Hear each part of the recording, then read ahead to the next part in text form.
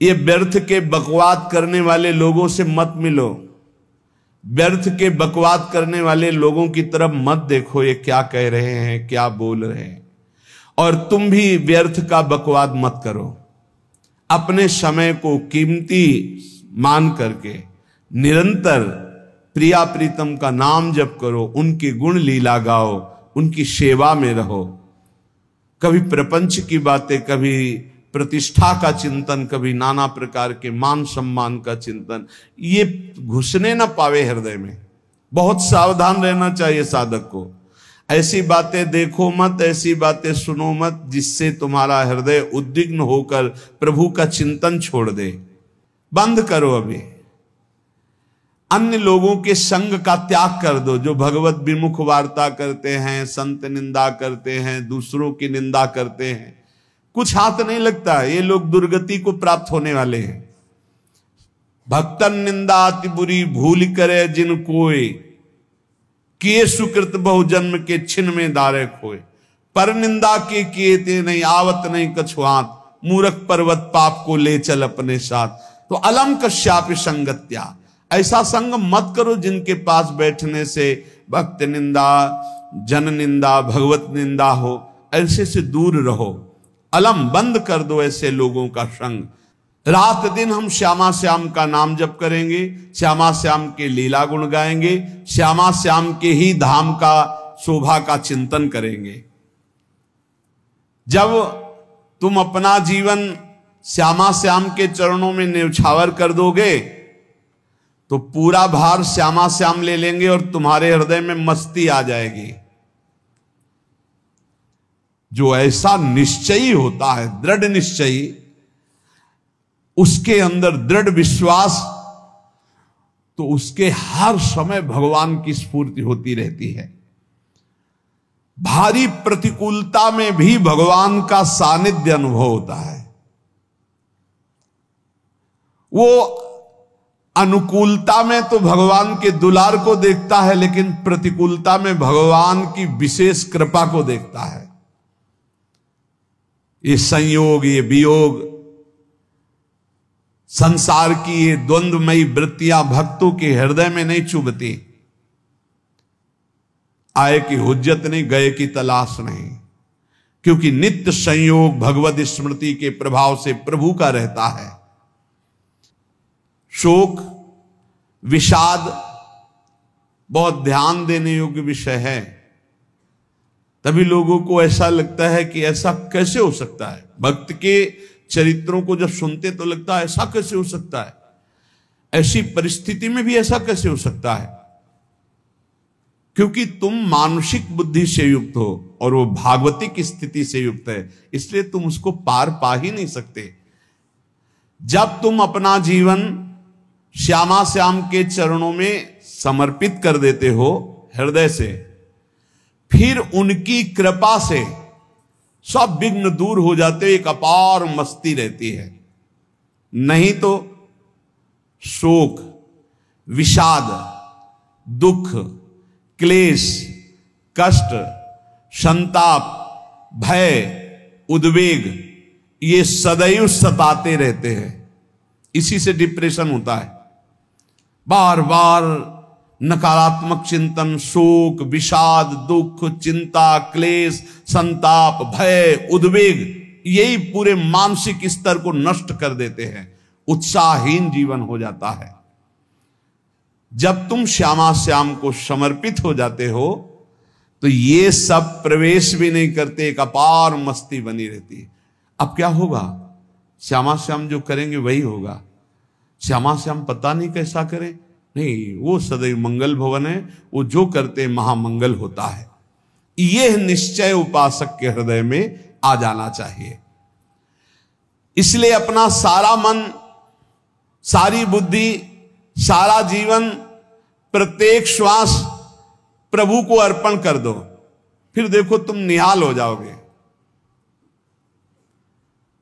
दुख, शोक, विषाद, क्लेश, कष्ट, संताप, भय, उद्वेग, ये उसी को व्यापते हैं जिसने अपने जीवन को प्रभु के चरणों में अर्पित नहीं किया।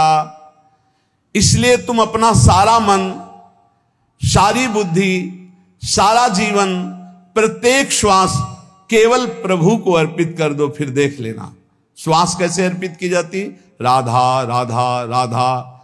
बुद्धि कैसे अर्पित की जाती है, एकमात्र निश्चय कि भगवत सुख ही सुख है, ये जागतिक सुख सुख नहीं, ये दुख है, ये ऐसा दलदल है जिससे आज तक कोई नहीं निकल पाया।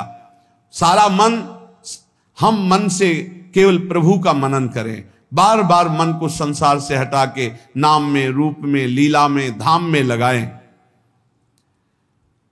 बहुत प्रसन्नता हो जाती है उस उपासक के हृदय में जो अपना मन बुद्धि प्रभु के चरणों में अर्पित कर देता है। भगवान ने तो इसको बहुत उत्तम स्थिति बताया है कि मेरे से कभी वो अलग हो ही नहीं सकता यदि मन बुद्धि अर्पित कर दिया। मय्येव मन आधत्स्व मयि बुद्धिम निवेशय, तो निवश्य मयि एव अत ऊर्ध्वं न संशया, बिल्कुल संशय नहीं, वो मेरे में ही निवास करेगा जिसने मन और बुद्धि अपनी मेरे में अर्पित कर दी। बहुत प्रसन्नता रहेगी उस उपासक के जीवन में जो अपने आप को मन बुद्धि सहित प्रभु के चरणों में समर्पित कर दिया है। भगवान का आश्रय लेने वाले की पहचान है हर परिस्थिति में प्रसन्न रहना। देखो आप भगवद आश्रित हो कि नहीं, देखो अनुकूल परिस्थिति में तो सब प्रसन्न रहना, लेकिन प्रतिकूल परिस्थिति में प्रसन्न रहना ये भगवान के भक्तों का लक्षण है।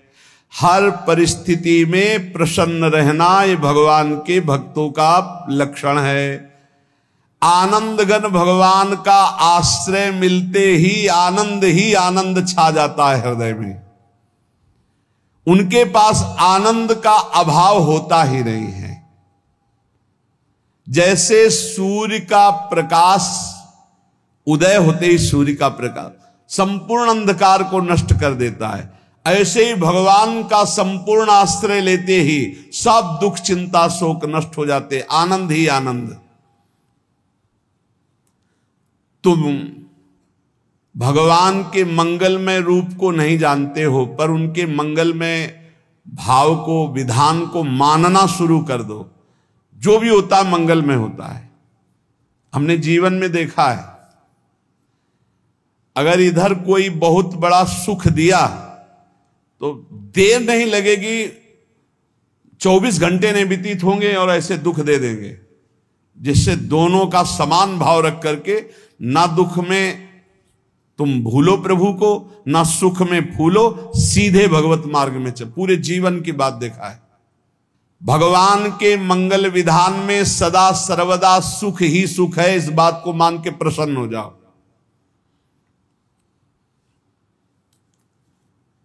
जब भगवान का भजन करने वाले की तन्मयता बढ़ती है भजन में,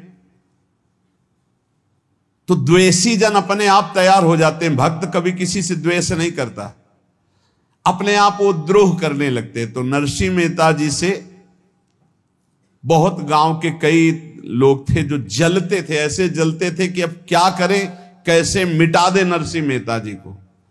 अब उपाय तो मिल नहीं रहा था। तो एक दिन संतों की मंडली आई और उन्होंने कहा कि हम रास्ते में कोई चोर आदि धन ना ले ले, इसलिए यहां से किसी की हुंडी चलती है क्या द्वारिका में? पहले ऐसा था। बोले हाँ हाँ, हमारे यहां बहुत बड़े सेठ हैं नरसिंह मेहता जी, पर आप कहोगे वो मना कर देंगे। कई बार कहोगे, अगर वो स्वीकार कर ले तो वहां। और उनका लक्ष्य था कि नरसिंह मेहता जी की तो खाने की भी सुविधा नहीं थी, हुंडी कहां की बात आई। उनका था कि जब वो ना कहेंगे तो संतजन नाराज हो जाएंगे, अगर हां कह दिया तो वहां हुंडी चुकेगी नहीं, तो संतजन अपने आप इनको शाप दे देंगे, अपराध बन जाएगा, ये नष्ट हो जाएंगे। संतों को भेजा नरसिंह मेहता जी ने, सबकी दंडवत की, चरण पखाड़े। तो उनका ये इतना रुपया है, द्वारिका में साधु सेवा हम करेंगे, वहां तुम्हारी हुंडी चलती है, तो आप अरे उनका आप कहाँ भूल रहे हो, यहाँ खाने की भी व्यवस्था। बोले हमें सब पहले से बता दिया गया कि आप मना करोगे, बार बार मना मत करो, हमें पता है।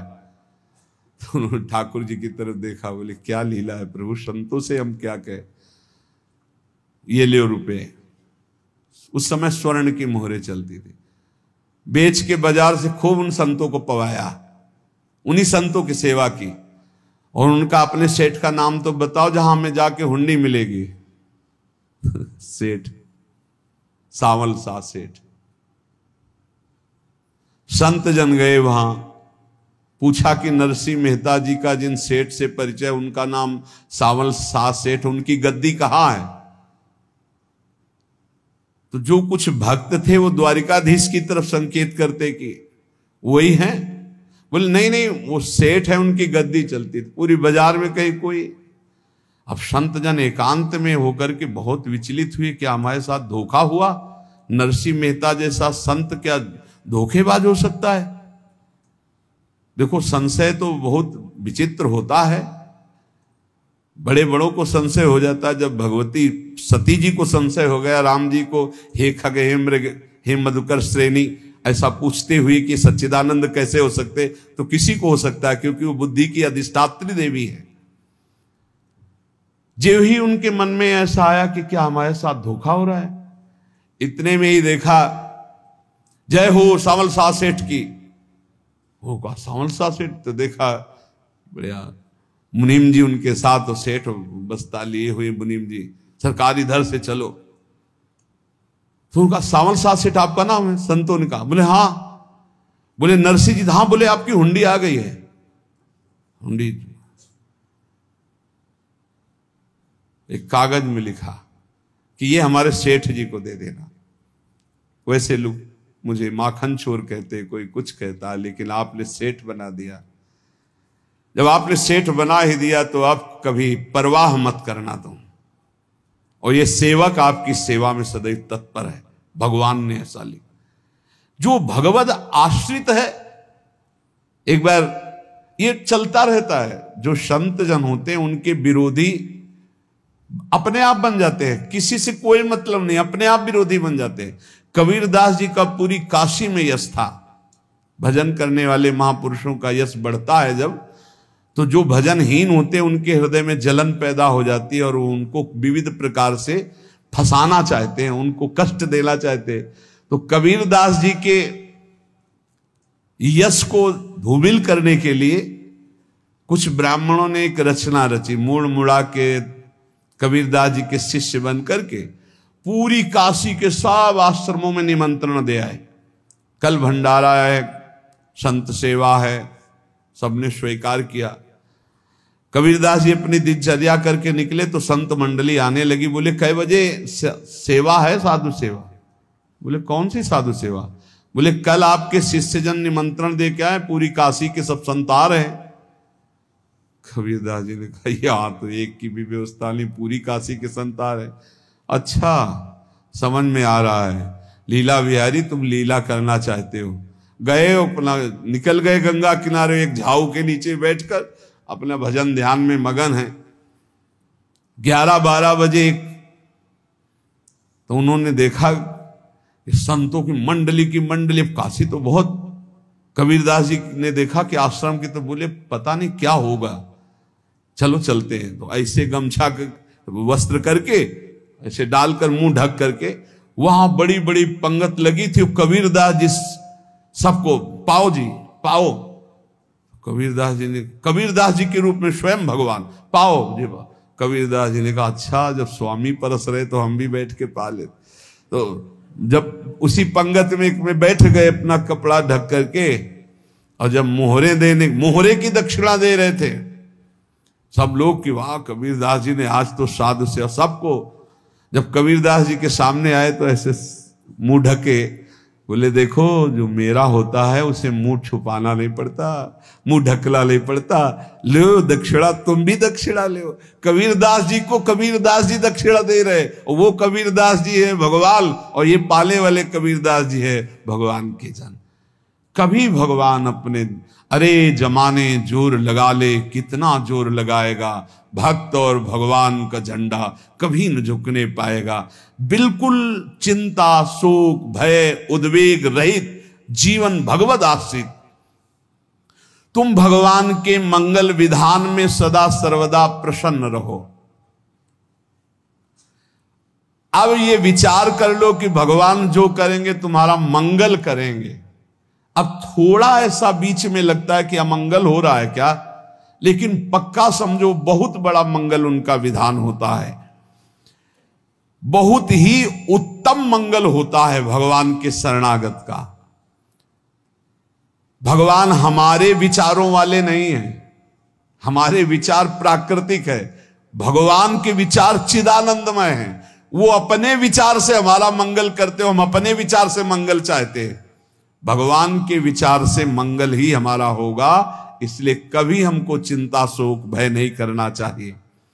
भगवान की ओर से कभी तुम्हारे लिए ऐसा विधान नहीं होगा कि तुम दुखी हो जाओ, बस तुम्हारी सोच हो सकती है, उसका परिणाम बहुत मंगल होगा। जगत की ओर से निराश हो जाओ, किसी से आशा मत रखो, फिर आप देखो आपका जीवन कैसा आनंदमय व्यतीत होता है। ये जो जगत की आशा है यही दुख प्रदान करती, सच्ची जगत की आशा ही दुख प्रदान करती है। अगर जगत से कोई संबंध न रखा जाए और भगवत भाव में रहकर तो बहुत अच्छा जीवन चलेगा। अपने कर्तव्य का पालन करो, परिवार को भगवत स्वरूप मानकर पोषण करो, किसी से कोई संबंध मत रखो, कोई आशा मत रखो, यही अध्यात्म सिखाता है। अपने आप भगवत स्वरूप, सबका व्यवहार मंगलमय और आपका जीवन मंगलमय। अपने घर में ऐसे रहो जैसे किसी अतिथि के घर में रह जाता है, चलना है यहां से जाना है। कौन रहता है अपने घर में अतिथि की भांति? भगवान का भक्त। जाना है यहां से, अपनी प्रिया प्रीतम के पास जाना। ये हमारा घर नहीं है, यहां तो हम समय व्यतीत कर रहे हैं, अपनी आयु व्यतीत कर रहे हैं भगवत आराधना करते हुए। हमें जाना है प्रिया प्रीतम के पास। वास्तविक घर भगवान का धाम है हमारा, वास्तविक घर वाले प्रभु हैं हमारे। जो नित्य सच्चिदानंद भगवान के चरणों में अपने चित्त को समर्पित करता रहता है, उसको यह अनुभव होने लगता है कि बड़ी कृपा है हमारे ऊपर, भगवान की बड़ी कृपा है हमारे ऊपर। सर्वसमर्थ परम सुहृद भगवान ऐसे भक्त के ऊपर हर समय वरद हस्त रखे रहते हैं। ये केवल प्रवचन नहीं, सच्ची बात मानिए। ऐसे भगवान का वरद हस्त हर समय रहता है।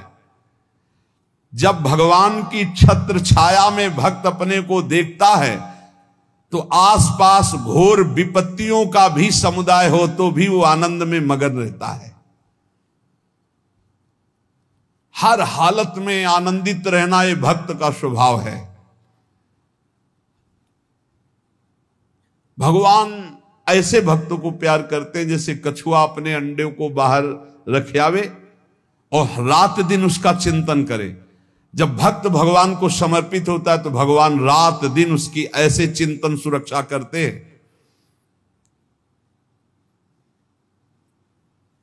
अभय, ये दैवी संपदा का पहला गुण है। ये भगवान के शरणागत पर जागृत हो जाता है, वो भयभीत नहीं होता, किसी भी उससे भयभीत नहीं होता। यही डर ही डरप हरिवंश हित, जिनो भ्रमय गुण सलिल पर। इस डर से डरते रहना चाहिए कहीं गुण रूपी पानी में फिसल न जाए, नहीं तो गलती हो सकती है। साधक सावधान रहे। ये अभय दैवी संपदा का सबसे बड़ा गुण है।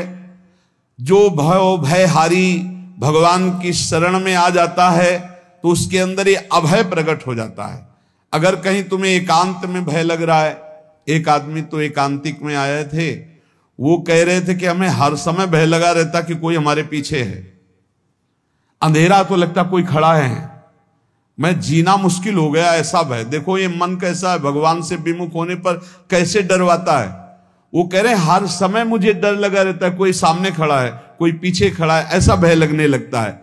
और जब भगवान की शरण में आ जाते हैं तो ये अभय स्थिति हृदय में जागृत हो जाती है। कोई भी भय आसपास आ ही नहीं सकता, यहां तक कि नरक का भी भय खत्म हो जाता है जो भगवान की शरण में है। महापापी भी पुण्यात्मा महान भक्तों के समान वो उत्तम गति को प्राप्त हो जाता है जो भगवान की शरण में हो जाता है। पर ये जो भोगों का आश्रय लिए हुए हैं, मनमानी आचरण कर रहे हैं, ये कभी उस अभय को जान ही नहीं सकते कोई अभय पद है क्या। इनको तो कदम कदम पर शोक, भय और दुख की प्राप्ति होगी। कोई बचा नहीं सकता जो भोगों में लगे हैं, मनमानी आचरण कर रहे हैं। अगर निर्भय होना चाहते हो, परम सुखी होना चाहते हो, तो भगवान के शरणागत हो जाओ। सारे जगत को अभय दान देने वाले भगवान हैं। भगवान का एक प्रण है, ममपन शरणागत भयहारी। जो मेरी शरण में आ गया उसके भय का मैं नाश कर देता हूं। साधना में अवस्था मन की मानी जाती है कि आप कितने अच्छे साधक हैं। यदि आपका मन भगवदाकार है, हर समय भगवत चिंतन चल रहा है, आपके स्वप्न भागवती का रहे हैं, आपके विचार भागवतिक हैं, तो आपकी अच्छी साधना हो रही है। और यदि आपके स्वप्न गंदे आ रहे हैं, क्योंकि स्वप्न में मन का ही सारा खेल होता है, और आपकी चिंतन वृत्ति वासनात्मक चल रही, तो अभी साधना का प्रभाव मन पे नहीं पड़ा है। जिसका मन हर समय भगवत चिंतन करता रहता है, वो जीते जी जीवन मुक्त हो जाता, अनुभव होता है। जैसे किसी ने कहा कि हमें कैसे पता चलेगा कि हमारा काम हो गया है, तो जैसे आप भोजन पा लेते हैं तो किसी दूसरे से गारंटी थोड़ी लेनी होती कि हम छक गए हैं क्या, आप जरा बताना हम छक गए हैं क्या। नहीं, अपने हृदय में आ जाता है कि अब मैं तृप्त हो गया। ऐसे ही अपने हृदय में आ जाता है कि मेरा काम हो गया, अब मेरा जन्म नहीं होगा। ये हृदय में आ जाता है, अपने आप अनुभव में आ जाता है। जब स्वरूप बोध होता है तो किसी और से सलाह थोड़ी लेनी होती है, वो अपने आप अनुभव में आ जाता है। हां, यदि गुरुदेव का वर्ण नहीं किया है तो फिर आपको किसी न किसी गुरु से प्रमाणित करवाना पड़ेगा। और अगर गुरुदेव का वर्ण किया है तो वही मंत्र, वही नाम, वही गुरु शरणागति आपको अंदर से पुष्ट कर देगी कि आपका काम हो गया है। विषय चिंतन करता हुआ मन विषय आसक्ति को प्राप्त होता है। विषय आसक्ति को प्राप्त हुआ मन बार बार जन्म मरण और नरक को प्राप्त होता है। बस ये विषय चिंतन हटाना ही प्रमुख कर्तव्य साधना का है। बार बार मन को विषयों से हटा करके प्रभु के नाम में लगाओ, प्रभु के रूप में लगाओ, प्रभु की लीला में लगाओ। जहां भगवान प्रकट होते हैं वहां परमानंद की बाढ़ आती है। पर ये ध्यान रखें, गुलाब का फूल कांटों में खिलता है, उसकी सुगंध लेनी, फूल लेना है तो कांटों से बचाकर। ऐसे ही जब आप भगवत चिंतन के लिए चलेंगे तो आपका चिंतन चुराने के लिए माया विविध नाटक करेगी, कांटे फैलाएगी। कोई तुम्हारी निंदा करेगा, कोई अपमान करेगा, कोई उपहास करेगा, तुम्हारी अव्यवस्था हो सकती है, तुम्हारी परिस्थिति बहुत भयावह हो सकती है। इन परिस्थितियों में भी भगवत चिंतन का तार ना टूटने पावे तो आगे गुलाब का फूल है। जैसे कांटे से बचाकर गुलाब का फूल लेते हैं और भगवद अर्पित करके सौरभ का सुख लेते हैं, ऐसे ही भगवान के प्रेमानंद का अनुभव करने के लिए संसार के कांटों से बचना होगा। और खिलेगा यही फूल संसार में ही, मनुष्य देह में, और योनियों में नहीं। भगवत प्राप्ति स्वर्ग में नहीं होगी, इसी मृत्यु लोक में होगी। पहले मन नहीं लगता भगवत चिंतन में, भगवत चिंतन जबरदस्ती करना पड़ता है। भगवत चिंतन जे ही प्रारंभ करोगे ते ही बहुत बाढ़ आ जाएगी पाप चिंतन की। ध्यान दीजिए, बहुत लोग प्रश्न करते रहते हैं कि हम जब भजन में बैठते हैं तो बहुत गंदी बातें आती, मन बड़ा चंचल होता है, भाग जाता है। ऐसा प्रारंभ में जब कोई भगवत चिंतन प्रारंभ करता है तो उसका मन विषयों में भागता है, गंदी बातों में भागता है। अब लोग कहते पहले तो हमारा चिंतन बढ़िया होता था, अब चिंतन नहीं होता। तो कोई सिद्ध पुरुष थोड़ी हो गए, तुम्हें जबरदस्ती चिंतन करना होगा। जगत के प्राणी में जहां मन जाए तो इसमें भी भगवान, पदार्थ में मन जाए तो उसमें भी भगवान। जहां जहां मन जाए वहां वहां भगवान देखो, या मन को हटाकर नाम मंत्र में लगाओ। ऐसे भगवत स्मृति जागृत की जाती है, बार बार प्रयास करना होता है। कई लोग ये प्रश्न करते हैं कि हमसे बड़े पाप हो गए तो क्या हमें भगवान की प्राप्ति हो जाएगी? तो यहां कह रहे हैं भगवान किसी के पूर्व जीवन को नहीं देखते हैं, वर्तमान के भजन को देखते हैं। पकड़ो इस बात को। अगर वर्तमान में आज आप सुधर गए हो, नाम जप कर रहे हो, तो आप भक्त हो। ये गीता जी में भगवान ने कहा, अपिचेत सुदुराचारो भजते माम अनन्य भाग साधुरेव समंतव्या सम्यक व्यवसिता। ऐसा बहुत दुराचारी पहले रहा है, बाद में उसके मन में आ गया कि भगवान के सिवा हमारा कोई कल्याण करने वाला नहीं, हमारा कोई नहीं। तो भगवान कहते हैं मैं उसे साधु ही मानता हूं, उसे साधु बना देता हूं। भगवान किसी के पूर्व जीवन को नहीं देखते। बहुत बढ़िया बात है। कल तक हम क्या करते रहे भगवान नहीं देखते, आज क्या कर रहे हो ये देखते हैं। यदि आज आप भजन में लग गए हो, अच्छे आचरण कर रहे हो, तो आपको भगवत प्राप्ति हो जाएगी। भगवान ये नहीं देखते कि पूर्व में पुण्यात्मा रहा है कि पापात्मा रहा है। भगवान वर्तमान में देखते कि मेरा भजन कर रहा है, बस इसी से कल्याण कर देते हैं। पकड़ो इस बात को, तो कभी प्रश्न नहीं उठेगा कि क्या हमको भी भगवत प्राप्ति हो सकती है क्या। हमारा मन यदि श्री भगवान को चाहने लगे तो श्री भगवान हमारे मन में ही आकर बस जाएंगे। भगवान की रूप माधुरी में मन डूबने लगेगा। यथार्थ सत्य, जो भगवान से थोड़ा भी प्यार करने लगे हैं, उनके हृदय में भगवान की उनकी भावना के अनुसार झलक आने लगी है। हृदय में प्रभु के आते ही अनंत जन्मों के संस्कारों का नाश हो जाता है। इसलिए तुम अपने पहले वाले घृणित जीवन को याद भी मत करो और उसको सोचकर जरा निराश भी मत हो।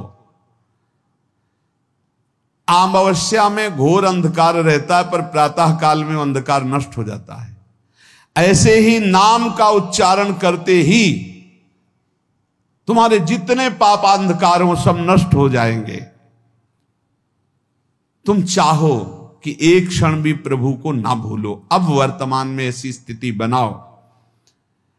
जो प्रभु को नहीं भूलने की चाह करता है कि मुझे ऐसी स्थिति प्राप्त हो कि मैं कभी प्रभु को ना भूलूं, तो सच्ची मानो और कोई बात भगवान सुने ना सुने, ये बात जल्दी सुन लेते हैं। भजन की मांग करो तो बहुत जल्दी भगवान पूर्ण करते हो। भजन जिसका चलने लगा तो फिर लोकांतर के सारी रिद्धियां सिद्धियां सुख वैभव तो उसके चरणों में लौटते हैं। जब हम प्रभु से प्रभु का स्मरण न मांगकर भोग मांगते हैं, तभी हमारा भजन रुक जाता है, भजन नहीं चल पाता। यदि हम प्रभु से केवल भजन मांगे तो विश्वास करो ब्याज में सब हो जाएगा। मूल भजन तो आपका बचेगा ही, ब्याज में लोकांतर के भोग आपके चरणों में लुटते घूमेंगे। आप भजन करके तो देखो। अरे घिघियाने की जरूरत नहीं, किसी से मांगने की जरूरत नहीं, भजन करके देखो, सब ठीक हो जाएगा, सब अपने आप बन जाएगा। हम बहुत बड़ी भूल कर देते हैं कि थोड़ा भजन करके प्रभु से कुछ सांसारिक वस्तुएं, स्थितियां, परिस्थितियां बदलने की मांग कर लेते हैं, जिससे भजन छूट जाता है। प्रभु की स्मृति इतनी महान है कि जिन्होंने बैर भाव से प्रभु का स्मरण किया उनको भगवान की प्राप्ति हो गई। जैसे कंस आदि भगवान से बैर ही तो रखते थे, लेकिन भगवान की स्मृति रहती थी। स्मृति ने उनको भगवत प्राप्ति करा दी। स्मृति में महान सुख है, पर वो जब भक्ति रस से युक्त स्मृति होती तब माधुर्य रस, प्रेम रस का अनुभव होता है। कल्याण तो वैर भाव से स्मरण करने वालों को भी प्राप्त हो गया। यदि आप भक्त हो और ये चाहते हो कि आपकी भागवती की स्थिति बहुत जोर की हो, तो हम आपसे प्रार्थना करते हैं कि रोज प्रभु से एक ही बात मांगिए, मुझे अखंड स्मृति दीजिए। अर्जुन जी को पूरी गीता जी सुनने के बाद यही मिला, नष्टो मोहा स्मृति लब्ध्वा। स्मृति, प्रभु आप हम पे ऐसी कृपा कर दो कि हमारे हृदय में किसी और व्यक्ति, वस्तु, स्थान की स्मृति न रह जाए, केवल आपकी स्मृति रह जाए। ये चाह भगवान बहुत जल्दी पूर्ण कर देते हैं यदि उपासक हृदय से ये बात मांगे। भगवान की कृपा से ही ऐसा हो सकता है कि अखंड स्मृति ये कर्म फल से नहीं मिलती है। प्रभु के प्रति निर्भर होकर जो दैन्यता पूर्वक प्रभु से मांगता है और हर समय अभ्यास करता रहता है भगवत स्मरण का, उसको ये स्मृति मिलती है। और स्मृति मिल गई तो इससे बड़ी कोई स्थिति नहीं, हर समय भगवान का स्मरण। प्रभु से मन प्रतिपल नया नया स्वाद लेकर के आसक्त होता रहता है, नवम नवम। प्रभु कभी बासी नहीं होते। जैसे किसी व्यक्ति को देखो तो देखते देखते मन हट जाएगा कि देख लिया, बहुत सुंदर है, ठीक है, लेकिन वो एक दिन मन हट जाएगा। और प्रभु की सुंदरता नवम नवम है, प्रभु के नाम का स्वाद नवम नवम है, प्रभु की लीला का स्वाद नवम नवम है, प्रभु के धाम की शोभा नवम नवम है। जैसे आचार्य महाप्रभु हरिवंश चंद्र जी कहते, नयो नेह नवरंग नयो रस नवल श्याम वृषभानु किशोरी, नव पीतांबर नवल चूनरी, नई नई बूंदन भींजत गोरी, नव वृंदावन हरित मनोहर, नव चातक बोलत मोर मोरी, नव मुरली जो मल्हार नई गति, सब कुछ नया। तो नवम नवम प्रभु प्रतिपल नवम नवम प्रभु का रूप, प्रियाजू का नवम नवम, अबहीं और अबहीं और अबहीं और है। तो कहते हैं जब मन निरंतर स्मृति में डूबता है तो जब प्रभु की रूप माधुरी प्रकाशित होती तो ऐसी नवम नवम कि कभी ये नहीं होता कि रूप बासी हो गया, ये वही रूप है जो हमने अभी देखा था, नवम नवम। इसलिए आनंद की उफान आती रहती है उपासक के हृदय में। ऐसी प्रियता, ऐसा आनंद बिना भजन के नहीं अनुभव में आएगा। इसलिए तुम विश्वास करो, तुम्हें बहुत सुंदर सुख मिलने वाला है, आगे अपार सुख मिलने वाला है। ये थोड़ा दुख का समय काट लो, जब तक जीवन है ये दुख सुख की लहर आती रहेगी, आप इसको सह जाओ, आगे बहुत आनंद है, विश्वास मान लीजिए, बहुत आनंद है। जो ये विश्वास कर लेता है वो प्रभु के मार्ग में चलकर प्रभु को प्राप्त कर लेता है। नहीं तो इतने रोड़े हैं कि आप ऊब जाओगे, बहुत रोड़े हैं। जो प्रभु के मार्ग में चलता है तो माया के बहुत से पार्षद अपना प्रभुत्व दिखाने उनके पास आते हैं, महिमा अपनी दिखाने, पर वो किसी वस्तु स्थिति अवस्था प्राणी पदार्थ का प्रभाव स्वीकार ही नहीं करता, क्योंकि भगवत स्मृति परायण है, भगवान की कृपा पर विश्वास है, इसलिए उसको कोई फंसा नहीं पाता। वो नित्य निरंतर प्रभु से घुला मिला रहने के कारण उसकी मस्ती में कोई फर्क नहीं पड़ता। माया का प्रभुत्व रखने वाले उसे फंसाने की चेष्टा करते हैं, पर उस पर किसी का असर नहीं होता, वो कहीं लिप्त नहीं होता, वो कहीं दुखी सुखी नहीं होता, वो हर समय प्रसन्न रहता है। तुम देखो, हर समय प्रसन्न रहते हो? यदि नहीं तो तुम किसी व्यक्ति वस्तु का आश्रय लिए हुए, प्रभु का नहीं। अगर हां तो हर समय प्रभु का स्मरण चलना चाहिए, हर समय प्रभु के आश्रित हो, फिर देखना ये आनंद, ये प्रसन्नता क्या रूप रखती है।